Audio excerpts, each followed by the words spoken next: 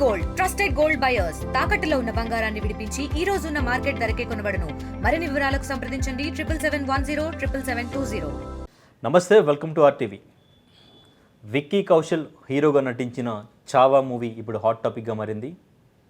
Mouth టాక్తో ఇప్పుడు మంచి కలెక్షన్స్తో దూసుకు వెళుతుంది. శివాజీ మహారాజ్, ఛత్రపతి శివాజీ మహారాజ్ కుమారుడు ఛత్రపతి సంభాజీ మహారాజ్ జీవిత చరిత్రని ఆధారంగా చేసుకుని ఈ మూవీని తెరకెక్కించడం జరిగింది. సో ఇప్పుడు అసలు ఆ మూవీకి సంబంధించి ఎటువంటి చరిత్రని తీసుకున్నారు, అసలు ఎక్కడి నుంచి ఈ చరిత్రని కలెక్ట్ చేశారు, మూవీలో చూపించిందంతా నిజమేనా, ఇప్పుడు ఎందుకు అంత బ్రహ్మరథం మూవీకి పడుతున్నారు, ఇదే టాపిక్ మీద మాట్లాడదాం. మనతో పాటు ప్రొడ్యూసర్ చిట్టిబాబు గారు ఉన్నారు.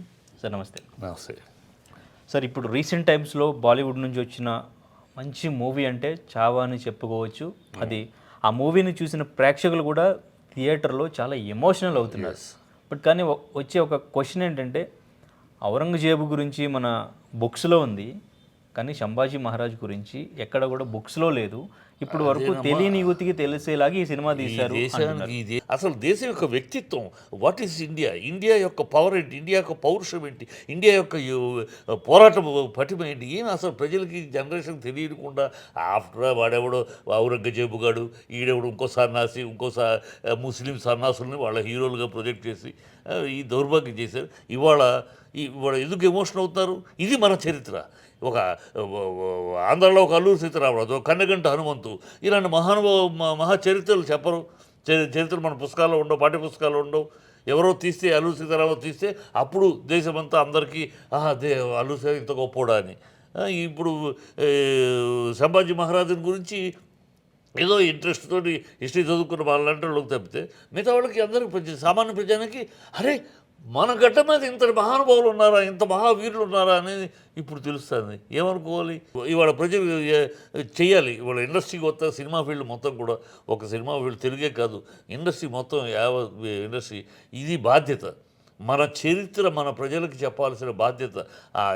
గత ప్రభుత్వం చెప్పకపోయినా ఈ ప్రభుత్వం, ఇప్పుడున్న ప్రభుత్వం, ప్రస్తుతం మోడీ ప్రభుత్వం దేశం దేశం దేశం అని పరితపిస్తున్న ప్రభుత్వం కనుక ఈ సమయంలో మన వాళ్ళు, సినిమా వాళ్ళు కూడా ఈ క్రియేటివిటీ అనేది ఏదో పాటలు, ఫైట్లు, వీటిలో క్రియేటివిటీ కన్నా కూడా ఈ క్రియేటివిటీ దేశ చరిత్ర ప్రజలకు చెప్పండి, దేశ యొక్క గొప్పతనాన్ని ప్రజలకు చెప్పే సినిమాలు, దేశంలో ఈ గడ్డ మీద పుట్టిన మహావీరులు గొప్ప వాళ్ళ చరిత్ర ప్రజలకు తెలిసేలా ఎంతో ఆవేశం ఉంది, ఎంతో ఆమె పౌరుషం ఉంది, ఎంతో పట్టుదల ఉంది. ఒక రాణా ప్రతాప్ కానీ ఇలా ఎంతో మహానుభావులు, గొప్ప గొప్పలు ఈ గడ్డ మీద పుట్టి ఈ ఈ భారతమాత ఒళ్ళో పుట్టిన గోల్డెన్ చిల్డ్రన్, బంగారు బిడ్డలు ఎంతోమంది ఉన్నారు.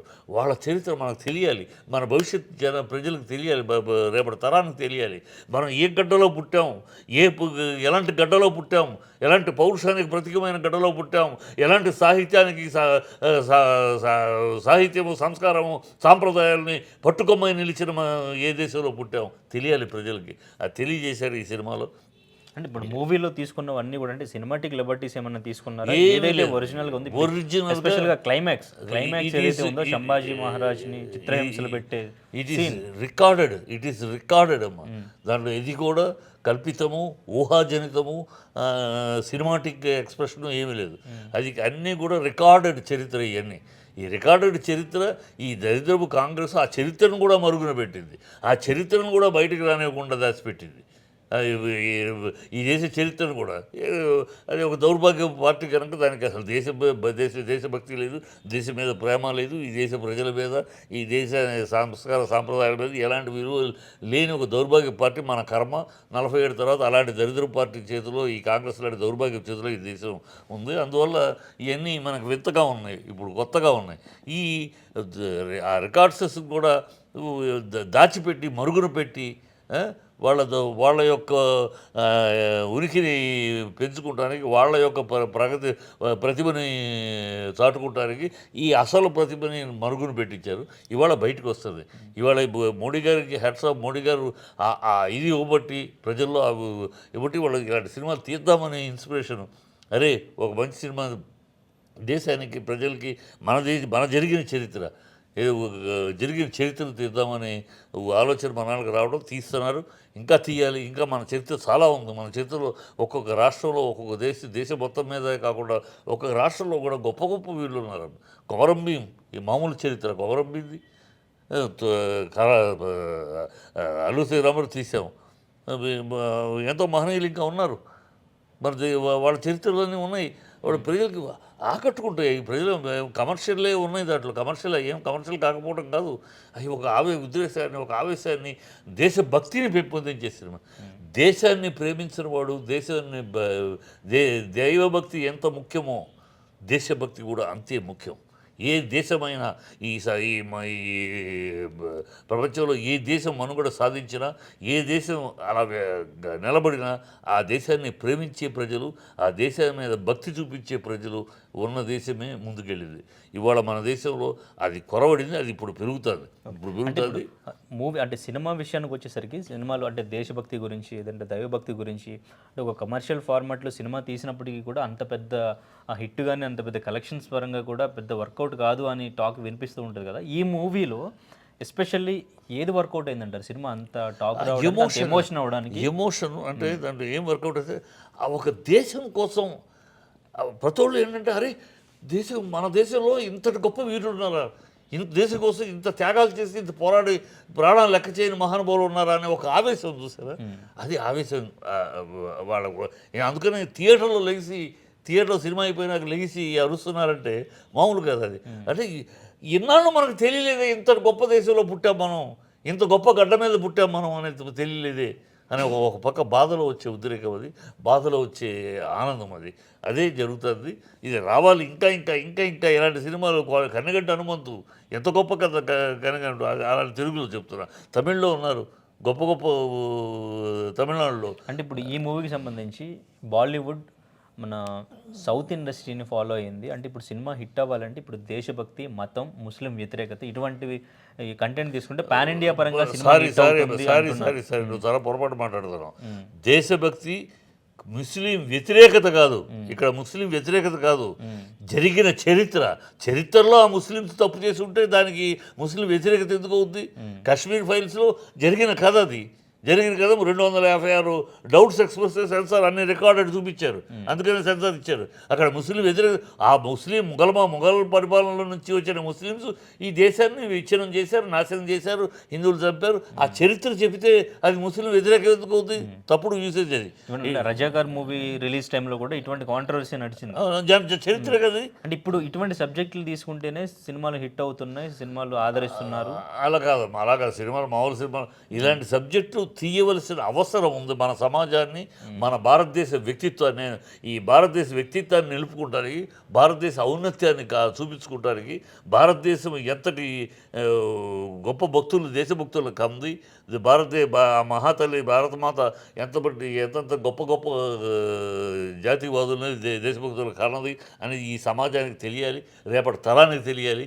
తెలిసినప్పుడే నేను ఏ దేశంలో పుట్టాను, మనం ఇంకా బ్లడీ అదే వెస్టర్న్ యొక్క వ్యామోహం నుంచి బయటకు రావాలి. వెస్టర్న్ వ్యామోహంలో పడి మనం ఏంటి, మనం అసలు మనం ఏంటి, మన యొక్క క్రెడిబిలిటీ ఏంటి, మన చరిత్ర ఏంటి, భారతదేశం ఎందుకు ఇన్ని యవనులు, హూణులు, మ్లేచ్చులు, ముసల్మాన్లు, బాంగ్లీలు ఇంతమంది మన దేశం మీద దండయాత్ర చేసిన, రణరక్త సిద్ధం చేసిన, ఎందుకు ఇంకా ఈ దేశం అలా పట్టుబట్టలో నిలబడింది, పట్టుకొమ్మలాగా ఎందుకు నిలబడింది? అది మన దేశం యొక్క వ్యక్తిత్వం, అది మన దేశంలో ఉన్న నరాన ఊరిన ఒక గొప్ప సంస్కార గుణాలు, అది ప్రజలకు తెలియాలి. ఇంతటి గొప్ప దేశంలో పుట్టాం, ఇంతటి గొప్ప భూమి మీద మనం పుట్టాం అని నెక్స్ట్ తరానికి తెలియాలి.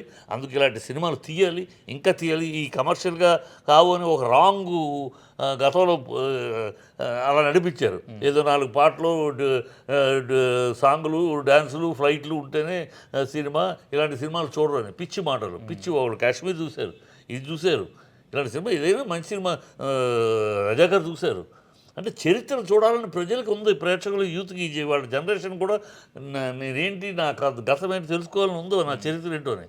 కానీ మనం తెలియజెప్పలే. ఇప్పుడు తెలియజెప్పే రోజు వచ్చింది, తెలియజెప్తున్నాం. ఒక్కొక్కటి సినిమా, ఒక కేరళ ఫైల్స్ అవ్వచ్చు, ఒక కాశ్మీర్ ఫైల్స్ అవ్వచ్చు, ఒక ఇది అవ్వచ్చు, రజాకర్ అవ్వచ్చు, ఇవాళ ఇది అవ్వచ్చు, అన్నీ కూడా ప్రజలు ఆదరిస్తున్నారు. అంటే వాళ్ళు ఆ ఆనందం, వాళ్ళకి తెలియని ఆనందం, అది ఒక తెలియని ఆవేశాన్ని కల్పిస్తుంది, తెలియని ఒక ఆనందాన్ని కల్పిస్తుంది. మనం ఎంత గొప్ప ఇంట్లో పుట్టామో. ఇప్పుడు నువ్వు ఉన్నావమ్మా, నీ ఇంటి చరిత్ర నీకు తెలిసిందనుకో, అయ్యో ఎంత గొప్ప కుటుంబంలో పుట్టాము మనం, ఆ కుటుంబ గౌరవాన్ని కాపాడుకోవాలని ఉంటుందా లేదా? అలాగే ఇలాంటి గొప్ప దేశంలో పుట్టాము మనం, ఇలాంటి గొప్ప వాళ్ళు పుట్టిన దేశంలో పుట్టాము మనం. అమ్మో, మనం చాలా పకడ్బందీగా ఉండాలి, మన ఇది కాపాడుకోవాలి. ఒక దేశభక్తి, ఆ దేశ ప్రేమ అనేది పుట్టుకొస్తుంది. అదే జరుగుతుంది ఇవాళ. ఓకే. అయితే ఇప్పుడు బాలీవుడ్ ఒక ట్రాక్లోకి వచ్చినట్టు అంటారు మూవీస్ పరంగా, ఎందుకంటే ఇప్పుడు మన ఇండస్ట్రీతో కంపేర్ చేస్తూ కూడా ఇంతకుముందు బాలీవుడ్ టాప్లో ఉండేది, బట్ ఇప్పుడు బాలీవుడ్ అంతగా లేదు అంటున్నారు. ఇప్పుడు ఈ మూవీతో ఒక ట్రాక్లో వచ్చింది, సౌత్ని ఫాలో అవుతూ డెఫినెట్గా ఇక్కడ నుంచి మంచి సినిమాలు వస్తాయి, కంటెంట్ ఉన్న సినిమాలు ఇట్లాగని చెప్పేసి నేను ఎప్పుడు చెప్తాను, బాలీవుడ్ ఏదో అయిపోయింది అనేది పిచ్చి మాట. మనం అలా ఆ రోజుల్లో బాలీవుడ్ వాళ్ళు మాట్లాడారు, సౌత్లో ఏముందో గడుదుగుడ్డు అని వాళ్ళు అన్నారు కనుక వాళ్ళు సెన్స్లెస్గా వాళ్ళు ఆ రోజుల్లో కమెంట్లు చేశారు కదా. మనం మాట్లాడదు. Bollywood is a big industry. ఒక ఒక స్టేజ్ వస్తుంది, ఏ ఇండస్ట్రీకైనా ఒక రొటీన్ ఫార్ములాలో వెళుతూ అది బ్లాక్ అయింది. అక్కడ ఇంటలెక్చువల్ క్యాడర్ మొత్తం ఏజ్డ్ అయిపోయారు, కొత్త బ్లడ్ ఆఫ్ ఇంటలెక్చువాలిటీ ఎమర్జ్ అవ్వలేదు. సో ఆ సందిగ్ధ పరిస్థితిలో ఉంది బాలీవుడ్. ఇవాళ అధిగమిస్తుంది. మనకి ఒకప్పుడు వచ్చాం మనం, ఒకప్పుడు మలయాళం మలయాళం సినిమాకి వెళ్తే నవ్వేవారు. మరి వాళ్ళ మలయాళం ఇండస్ట్రీ ఎక్కడ ఉంది? ఒక స్టేజ్ అది. అలాగే మన తెలుగు ఇండస్ట్రీలో ఒకసారి అంతా ఈ క్రైమ్ బూతులు అని ఉన్నాం, ఇవాళ ఎక్కడికి వచ్చాం? సో ఒక స్టేజ్ వస్తుంది, ఆ క్రియేటివిటీ బ్యాలెన్స్ ఉంటుంది చూడమ్మా. ఆ క్రియేటివిటీస్ ఎప్పుడైతే ఒక పెద్దవాళ్ళు అయిపోయారు, సీనియర్స్ అయిపోయారు, ఈ కొత్త వాళ్ళు వస్తున్నారు, ఈ కొత్తగా వచ్చే క్రియేటివిటీ వాళ్ళు ఆ రేంజ్కి వెళ్ళి ఆ బ్యాలెన్స్ అయ్యే టైం పడుతుంది. వీళ్ళు వెళ్ళుట వాళ్ళు వచ్చుట అనేది ఒక టైం పడుతుంది. ఆ టైం గ్యాప్లో ఉండింది బాలీవుడ్. ఇప్పుడు ఆ గ్యాప్ను ఫిలప్ చేసుకుని వాళ్ళు వస్తారు. డెఫినెట్గా టాలెంట్ అనేది ఈ బాలీవుడ్లో టాలెంట్ లేదు, బాలీవుడ్లో అయిపోయింది, మన ఫాలో అవుతారు, మన వెనకాల పిచ్చి మాటలు.